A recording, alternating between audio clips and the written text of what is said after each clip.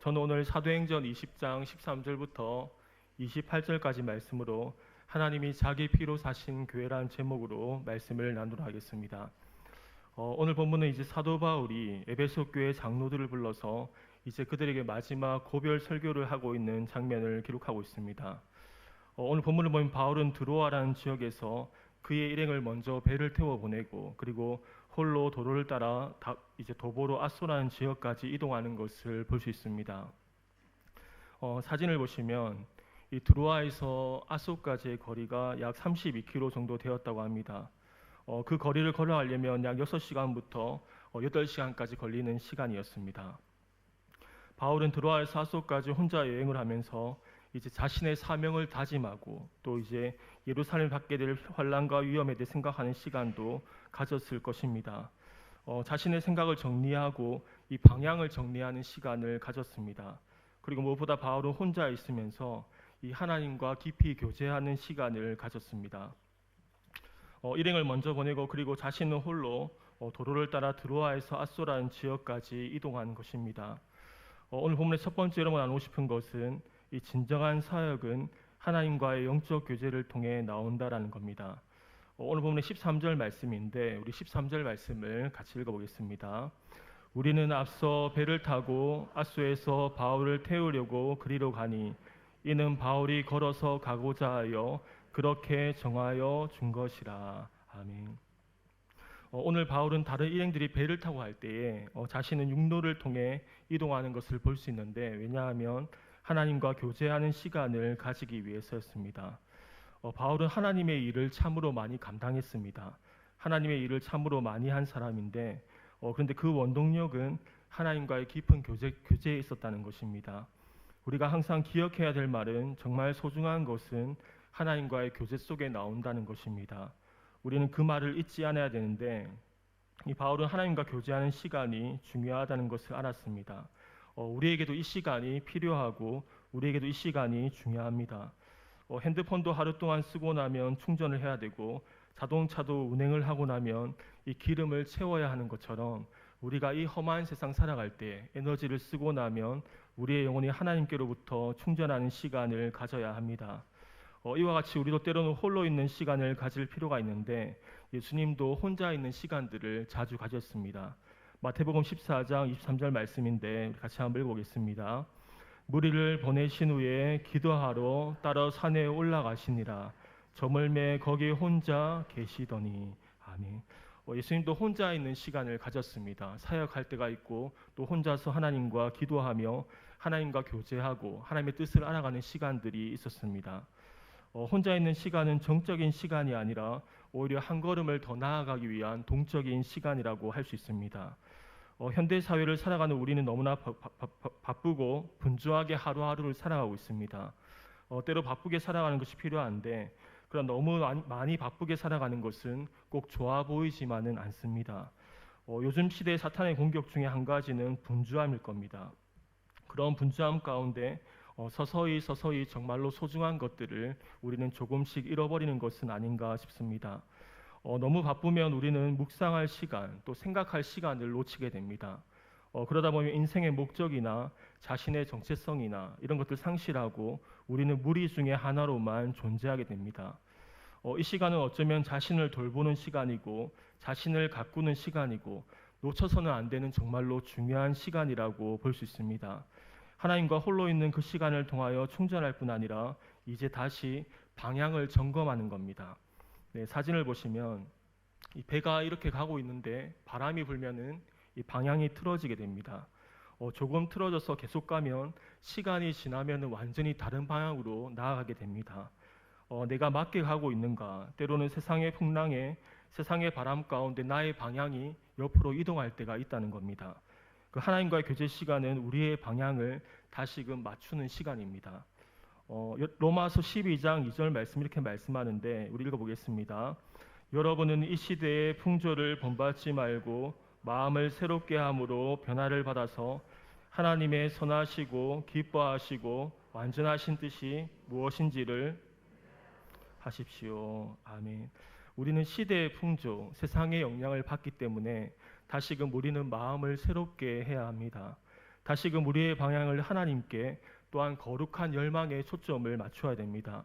하나님과 영적인 교제의 시간은 세상의 묻은 때를 씻어내고 다시금 마음이 깨끗하여지는 시간입니다. 다시금 우리의 정체성을 확인하는 시간이고 우리가 세상의 방식대로 살아가지 않고 하나님의 방식을 추구하는 시간이라고 볼 수 있습니다. 그래야 우리는 날마다 하나님의 말씀을 펴고 성경을 읽어야 합니다. 성경을 가까이 하면 우리의 생각과 마음이 하나님께 영향을 받게 됩니다. 변화되어지게 되고 또 예수님이 혼자만의 시간을 가지고 기도한 것처럼 개인의 골방에 들어가 우리는 기도해야 됩니다. 하나님 앞에 머물러 있는 시간을 통하여서 그 시간이 좋아지면 우리는 일상 가운데도 하나님과 더욱 깊이 교제하게 될 겁니다. 하나님과의 관계는 깊어지게 될 것입니다. 우리는 홀로 있는 그 시간을 통하여서 우리는 더욱 기쁜 삶을 살아가게 됩니다. 우리는 더욱 활기찬 삶을 살고 그리스도 안에서 더 행복한 삶을 살아갈 수가 있는 것입니다. 날마다 하나님과의 교제의 시간을 통해 하나님과의 관계가 날마다 깊어져가는 은혜가 우리 모두에게 있기를 축복합니다. 오늘 바울은 하나님과 교제하는 시간이 중요하다는 것을 알고 있었습니다. 그래서 바울은 일행과 떨어져 육로로 이동하며 하나님과 교제하였던 겁니다. 그것이 바울이 그렇게 많은 일을 감당할 수 있는 비결이었습니다. 우리도 하나님과 교제하는 은혜가 우리 모두에게 있으면서 언제나 신앙의 본질, 신앙의 핵심을 놓치지 않기를 주님의 이름으로 축복합니다. 두 번째로 나누고 싶은 것은 바울의 복음에 대한 열정을 본받자라는 겁니다. 오늘 본문의 24절 말씀이 이렇게 말씀하는데 우리 24절 말씀을 같이 읽어보겠습니다. 내가 달려갈 길과 주 예수께 받은 사명 곧 하나님의 은혜의 복음을 증언한 일을 마치려 하면은 나의 생명조차 조금도 귀한 것으로 여기지 아니하노라. 아멘. 이 바울의 복음에 대한 열정을 볼 수 있습니다. 이 24절 말씀은 제가 이제 신학대학원 들어가기 전에 이제 시험을 치니까 성경에 대해서 공부하는 책이 있었는데 이 말씀을 읽는데 제 마음이 뜨거워지는 것을 많이 경험했습니다. 바울의 마음이 저에게 와닿았는데 나의 생명조차 복음을 위해서 조금도 귀한 것으로 여기지 않는다. 이런 말씀들이 마음에 많이 새겨지는 것 같았습니다. 예수님을 위해 그 복음을 위해 자신의 생명조차 조금도 아깝게 여기지 않은 교회 역사의 인물들 또 많은 인물들이 있지 않습니까? 그 중에 폴리캅이라는 인물이 있는데 우리가 그 영상을 좀 보고 말씀을 이어보도록 하겠습니다. Oh, Holy Father, you are a faithful and loving God to your people. I pray for my brothers and sisters. Give them grace to endure in this hour of trial.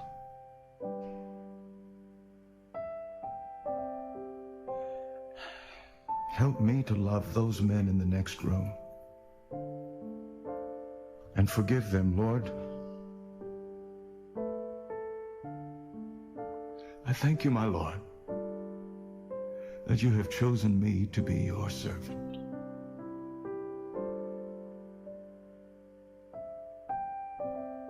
I pray you have found me faithful. Great is your grace to me, and I do look forward to meeting you face to face, my Lord.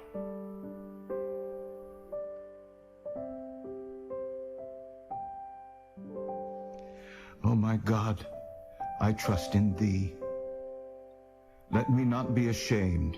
Let not mine enemies triumph over me.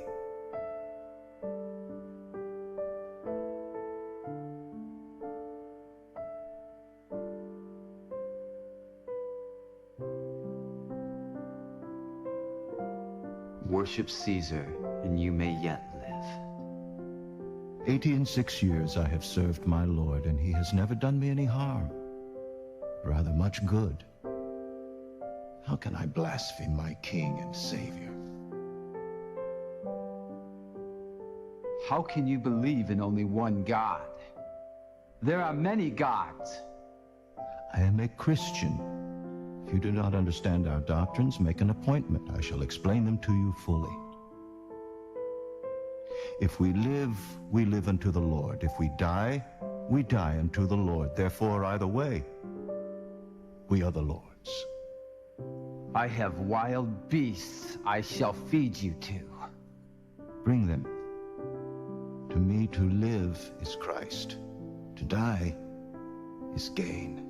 I shall cause you to be burnt to ashes. You threaten me with fire that burns but for an hour. And are yourself ignorant of the everlasting fiery judgment that is prepared for the wicked? Why do you delay? Bring against me what you please.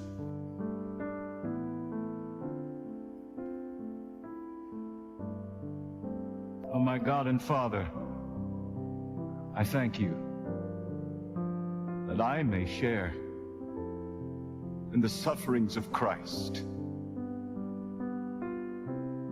and in the resurrection to eternal life.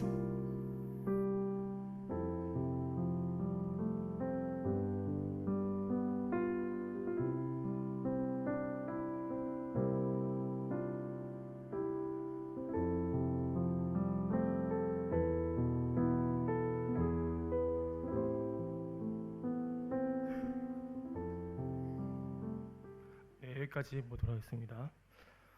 그는 이제 예수님을 위해서 생명조차 조금 더 귀한 것으로 여기지 않았는데 살아온 시간 동안 언제나 예수님은 자신에게 신실하셨기 때문입니다. 우리도 이런 하나님의 신실하심을 안다면 얼마나 좋을까 싶습니다. 우리나라 가운데도 많은 이제 훌륭한 목사님들을 보시면 예수님을 더욱 사랑하고 교회를 사랑하고 이 복음을 위해 모든 것을 건 사람들을 보게 됩니다. 교회 역사 가운데도 바울과 같이 복음을 위해 예수님을 위해 자신의 생명조차 아끼지 않은 많은 훌륭한 분들을 보게 됩니다. 저는 24절을 묵상하다가 바울은 왜 그렇게 했을까? 왜 그렇게 뜨거웠을까? 바울은 자신의 생명조차 조금 더 귀한 것으로 여기지 않았을까 생각하다가 든 생각이 이거였습니다. 진정한 가치를 보았기 때문 아닐까? 바울은 천국을 경험하지 않습니까? 여러분도 천국을 경험해 보고 싶지 않습니까? 천국을 경험하면 우리 삶이 완전히 달라지지 않을까? 고린도서 12장을 보면 바울은 천국을 경험했습니다. 거기서 얼마나 이 놀라운 사실들을 보았을까? 그 천국을 경험하고 나니까 이 땅의 부와 명예 그리고 유명해지는 것, 이 땅의 가치들, 이 땅의 소중한 것들이 너무나 작게 보이지 않았을까라는 생각들을 해보게 됩니다. 다이아몬드나 정말 값진 보석을 보니까 이 땅의 것들이 마치 이 돌멩이처럼 값없이 보이지 않았을까 싶습니다. 어린아이들 예를 들면 어린아이들에게 그 애기들에게 아이들에게 1,000원짜리 10장과 5만 원짜리 한 장을 선택하라고 하면 뭐 선택하죠? 예, 요즘에는 애들이 이제 5만 원짜리 딱 선택하려 하는데 그렇지 않죠. 요즘 애들은 이제 그렇기도 한데 대부분 이제 1,000원짜리 10장을 선택하죠. 가치를 모르니까.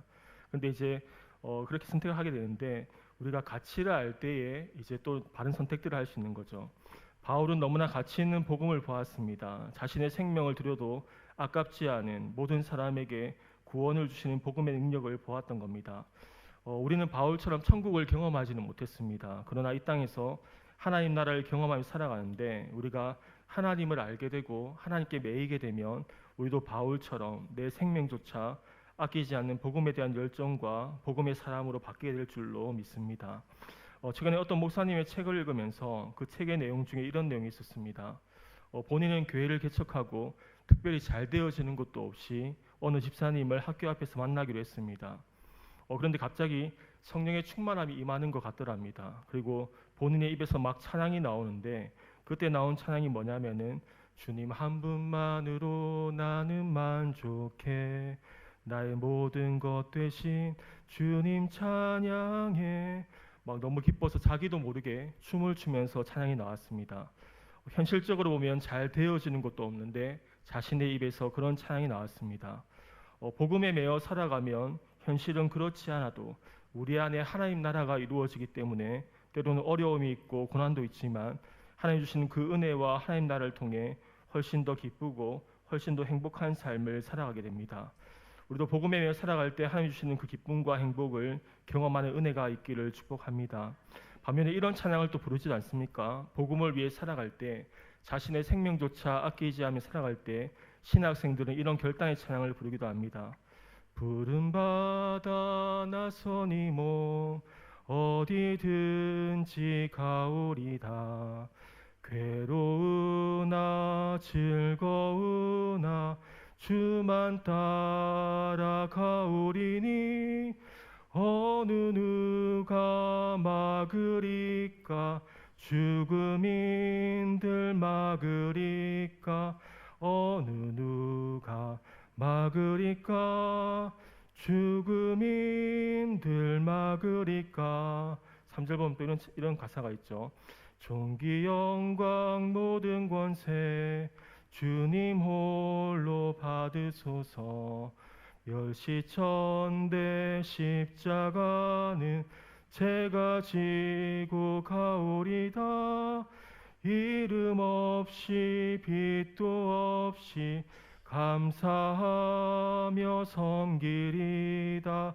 이름 없이 빛도 없이 감사하며 섬기리다. 아멘. 이 복음으로 우리의 마음이 뜨거워지는 역사가 있기를 축복합니다.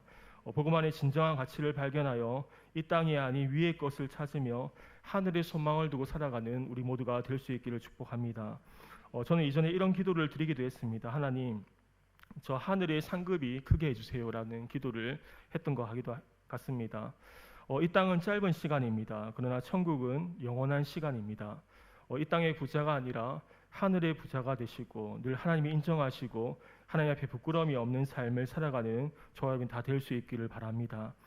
세 번째로 나누고 싶은 것은 교회는 하나님이 자기 피로 사신 곳이라는 겁니다. 교회는 아주 소중한 곳입니다. 교회를 위해 하나님이 이 땅에 오시고 하나님이 피를 흘리셨습니다. 죄인이 피를 흘린 것이 아니라 죄를 알지도 못하는 분이 이 땅에 오셔서 피를 흘리셨습니다. 오늘 보는 28절 말씀 이렇게 말씀하는데 우리 28절 말씀을 같이 읽어보겠습니다. 여러분은 자기를 위하여 또는 온 양떼를 위하여 삼가라. 성령이 그들 가운데 여러분을 감독자로 삼고 하나님이 자기 피로 사신 교회를 보살피게 하셨느니라. 아멘. 교회는 잘 보살펴야 하는 곳입니다. 교회는 잘 돌보아야 하는 곳입니다. 예수님이 원하시는, 하나님이 원하시는 교회의 모습은 어떤 모습일까? 교회가 아름답게 세워지는 것이 아닐까? 성도들이 아름답게 세워지는 것이 아닐까요? 교회 성도들이 영적으로 풍요롭고 하나님과의 친밀한 관계 가운데 행복한 삶을 살아가는 것, 예배를 통하여서 하나님을 즐거워하고 기뻐하는 것, 그 힘을 가지고 세상에서 빛과 소금의 역할을 감당하며 정말 믿는 사람답게 하나님의 자녀답게 살아가는 것이 하나님이 원하시는 바가 아닐까 싶습니다. 교회는 하나님이 자기 피를 주고 사신 곳입니다. 그래서 이 교회는 개인의 소유가 아니라 하나님의 것입니다. 그래서 대형교회 세습이나 이런 것들은 잘못되었습니다. 교회는 개인의 소유가 아니라 하나님의 것이고 교회는 사람이 주인이 아니라 하나님이 주인 된 곳이기 때문입니다. 교회는 아무도 주인 노릇을 하면 안 됩니다. 그러면 교회가 교회다워지지 않습니다.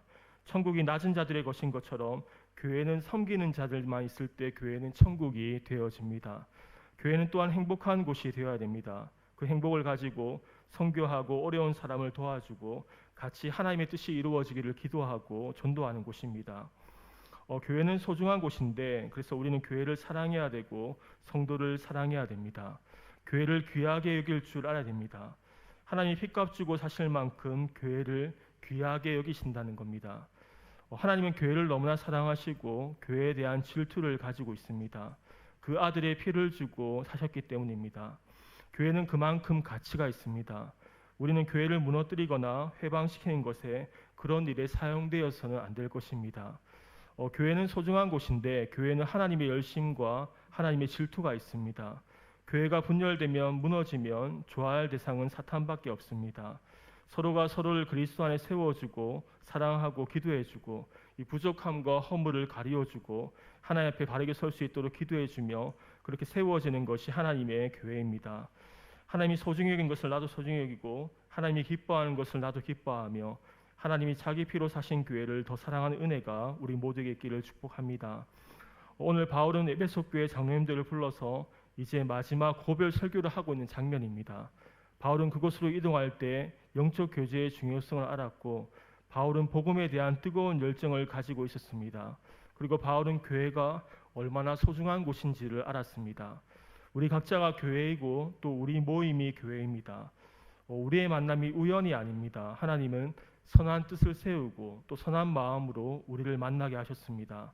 그리고 하나님 사랑하시는 교회가 든든히 세워지기를 원하십니다. 교회를 사랑하시고 성도를 사랑하시고 늘 도와주시며 기도해주는 우리 모두가 될 수 있기를 바랍니다.